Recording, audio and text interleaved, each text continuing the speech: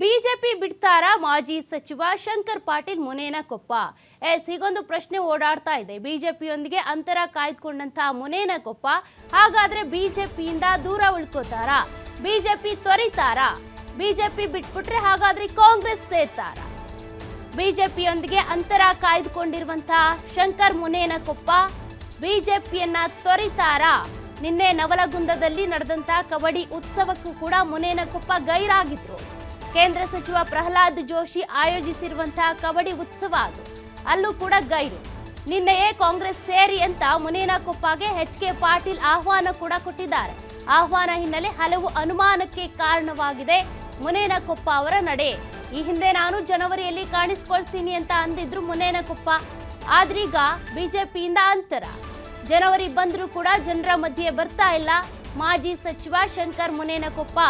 ಹಾಗಾದ್ರೆ ಕಾಂಗ್ರೆಸ್ ಸೇರ್ಬಿಡ್ತಾರಾ ಅಂತ. ಒಂದ್ ಕಡೆ ಜಗದೀಶ್ ಶೆಟ್ಟರ್ ಇವರು ಕೂಡ ಆಪ್ತರು, ಹಾಗಾಗಿ ಜಗದೀಶ್ ಶೆಟ್ಟರ್ ಅವರ ಮೂಲಕ ಒಂದಷ್ಟು ಪ್ರಯತ್ನವನ್ನ ಕೂಡ ಮಾಡಿದ್ರು. ಕಾಂಗ್ರೆಸ್ಗೆ ಸೆಳೆಯುವಂತ ಪ್ರಯತ್ನ ಈ ಹಿಂದೆ ಆಗಿತ್ತು. ಆದ್ರೂ ಕೂಡ ಶಂಕರ್ ಮುನೇನಕೊಪ್ಪ ಅವರು ಕಾಂಗ್ರೆಸ್ ಸೇರ್ತಾರೋ ಇಲ್ವೋ ಅಂತ ಒಂದ್ ರೀತಿಯಾಗಿ ಚರ್ಚೆ ಆಗ್ತಾ ಇತ್ತು. ಆದ್ರೀಗ ಅವರು ಬಿಜೆಪಿಯಿಂದ ಅಂತರ ಕಾಯ್ದುಕೊಳ್ತಾ ಇರೋದ್ರಿಂದ ಕಾಂಗ್ರೆಸ್ ಸೇರಬಹುದು ಅನ್ನುವಂಥ ಚರ್ಚೆಗಳು ಓಡಾಡ್ತಿವೆ. ಎಚ್.ಕೆ. ಪಾಟೀಲ್ ಅವರು ಕೂಡ ಅವರಿಗೆ ಆಹ್ವಾನ ಕೊಟ್ಟಿದ್ದಾರೆ, ಕಾಂಗ್ರೆಸ್ಗೆ ಬರಬಹುದು ಅಂತ. ಕಾಂಗ್ರೆಸ್ ಕದ ಕೂಡ ಓಪನ್ ಆಗಿದೆ. ಹಾಗಾಗಿ ಏನ್ ಮಾಡ್ತಾರೆ ಶಂಕರ್ ಮುನೇನಕೊಪ್ಪ ಅನ್ನುವಂಥ ಪ್ರಶ್ನೆ ಈಗ.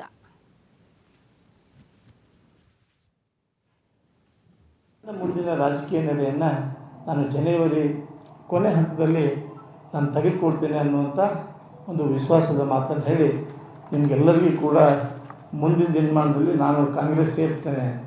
ಕಾಂಗ್ರೆಸ್ಸಿನ ಯಾವುದೇ ನಾಯಕರು ನನ್ನ ಜೊತೆ ಇವತ್ತಿನವರೆಗೆ ಮಾತನಾಡಿ, ನಾನು ಅನೇಕ ಮಾಧ್ಯಮದಲ್ಲಿ ನೋಡಿದೆ, ಖರ್ಗೆ ಸಾಹೇಬರ ಜೊತೆ ಮಾತನಾಡಿದೆ. ಖಂಡಿತವಾಗಿ ಅವರು ಯಾರೂ ಮಾತನಾಡಿ.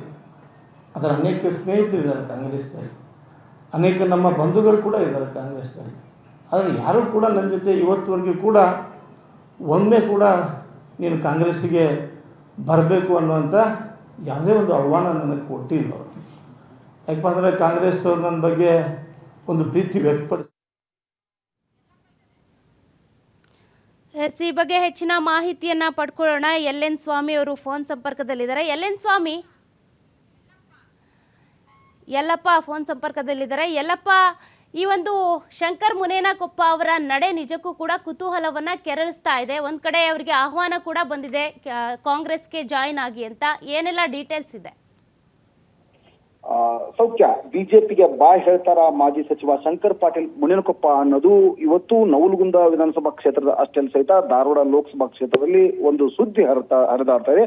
ಪ್ರಮುಖ ಕಾರಣ ಏನು ಅಂತಂದ್ರೆ ಇದೇ ಅಂದ್ರೆ 2023 ಆಗಸ್ಟ್ 28ರಂದು ಶಂಕರ್ ಪಾಟೀಲ್ ಮುನೇನಕೊಪ್ಪ ಹುಬ್ಬಳ್ಳಿಯಲ್ಲಿ ಒಂದು ಸುದ್ದಿಗೋಷ್ಠಿ ನಡೆಸ್ತಾರೆ. ಆ ಸುದ್ದಿಗೋಷ್ಠಿಯ ಮುಖಾಂತರ ಒಂದು ಬಾಂಬ್ ನಡೆಸಿರ್ತಾರೆ.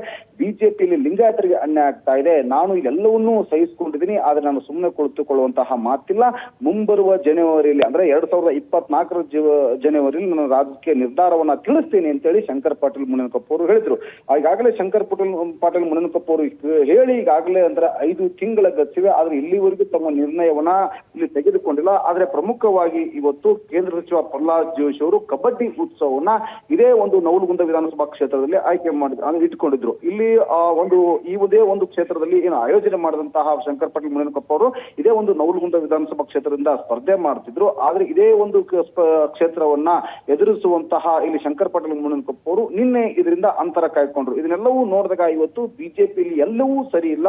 ಅದರಲ್ಲಿ ಇವತ್ತು ಕೇಂದ್ರ ಸಚಿವ ಪ್ರಹ್ಲಾದ್ ಜೋಶಿ ಅವರು ಮತ್ತು ಮುನೇನಕೊಪ್ಪ ಅವರಿಗೆ ಆಗೋದಿಲ್ವಾ ಅನ್ನೋದು ಇವತ್ತು ಪ್ರಶ್ನೆ ಇವತ್ತು ಕ್ಷೇತ್ರದ ಜನರಲ್ಲಿ ಎದ್ದಿದೆ. ಇದಕ್ಕೆಲ್ಲ ಕಾರಣ ಏನು ಅಂತಂದ್ರೆ ಶಂಕರ್ ಪಾಟೀಲ್ ಮುನೇನಕೊಪ್ಪ ಅಪ್ಪಟ ಇಲ್ಲಿ ಅಂದ್ರೆ ಮಾಜಿ ಮುಖ್ಯಮಂತ್ರಿ ಜಗದೀಶ್ ಶೆಟ್ಟರ್ ಅವರ ಅಪ್ಪಟ ಶಿಷ್ಯ. ಹೀಗಾಗಿ ಇವತ್ತು ಜಗದೀಶ್ ಶೆಟ್ಟರ್ ಅವರು ಯಾವಾಗ ಇಲ್ಲಿ ಅಂದ್ರೆ ಪಕ್ಷವನ್ನ ತೊರೆದ್ರು, ಅವಾಗ ಇಲ್ಲಿ ಅಂತಂದ್ರು ಪಕ್ಷದಲ್ಲಿ ಅಷ್ಟಕ್ಕಷ್ಟೇ ಇವತ್ತು ಶಂಕರ್ ಪಾಟೀಲ್ ಮುನೇನಕೊಪ್ಪ ಅವರು ಹೇಳಿದರೆ ಸದ್ಯದಲ್ಲೇ ಇದೇ 30ರಂದು ಇಲ್ಲಿ ಮುಖ್ಯಮಂತ್ರಿ ಸಿದ್ದರಾಮಯ್ಯ ಅವರು ನವಲಗುಂದ ವಿಧಾನಸಭಾ ಕ್ಷೇತ್ರದಲ್ಲಿ ಒಂದು ವಿವಿಧ ಕಾರ್ಯಕ್ರಮದಲ್ಲಿ ಭಾಗಿಯಾಗ್ತಾರೆ. ಅಂದೇ ಇಲ್ಲಿ ಪಕ್ಷವನ್ನ ಸೇರ್ಪಡೆ ಆಗ್ತಾರ ಅನ್ನೋದು ಸಹ ಇಲ್ಲಿ ಅಂತ ಪ್ರಶ್ನೆ ಕಾಡ್ತದೆ. ಆದ್ರೆ ಒಟ್ಟು ಇವತ್ತು ಬಿಜೆಪಿ ಅಸಮಾಧಾನದ ಹೊಗೆ ಆಡ್ತಾ ಇದೆ. ಸೌಖ್ಯ, ಥ್ಯಾಂಕ್ ಯು ಯಲ್ಲಪ್ಪ ನಿಮ್ಮೆಲ್ಲ ಮಾಹಿತಿಗೆ.